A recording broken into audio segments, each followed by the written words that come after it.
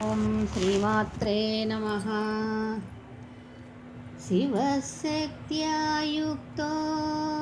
యది భవతి శక్తః ప్రభవితుం న చేదేవం దేవో న ఖలు కుశలః స్పందితుమపి అతస్త్వామారాధ్యాం హరిహర విరించాదిభిరపి ప్రణంతుం స్తోతుం వా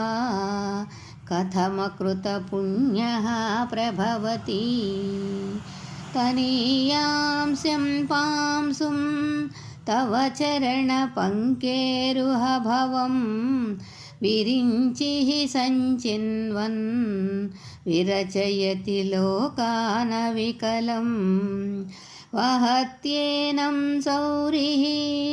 కథమపి సహస్రేణ శిరసాం హరः సంక్షుద్యైనం భజతి భసితో దోళనావిధిం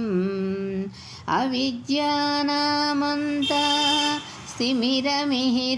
స్థిమిరమిహిరద్వీపనగరీ జడానాం చైతన్యా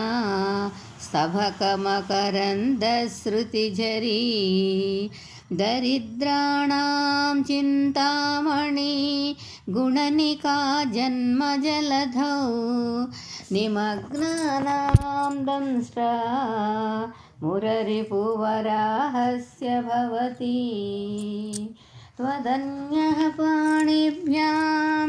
అభయవరదో దైవతగణః త్వమేకా నైవాసి ప్రకటితవరాభిచ్చభినయా భయాత్రాతుం దాతుం ఫలమపి చ వాంఛాసమధికం శరణ్యే లోకానాం తవ హి చరణావేవ నిపుణౌ హరిస్త్వామారాధ్య ప్రణతజన సౌభాగ్యజననీం పురానారీ భూత్వా పురరిపుమపి క్షోభమనయత్ స్మరోపి త్వాం నత్వా రతినయనలేహ్యేన వపుషా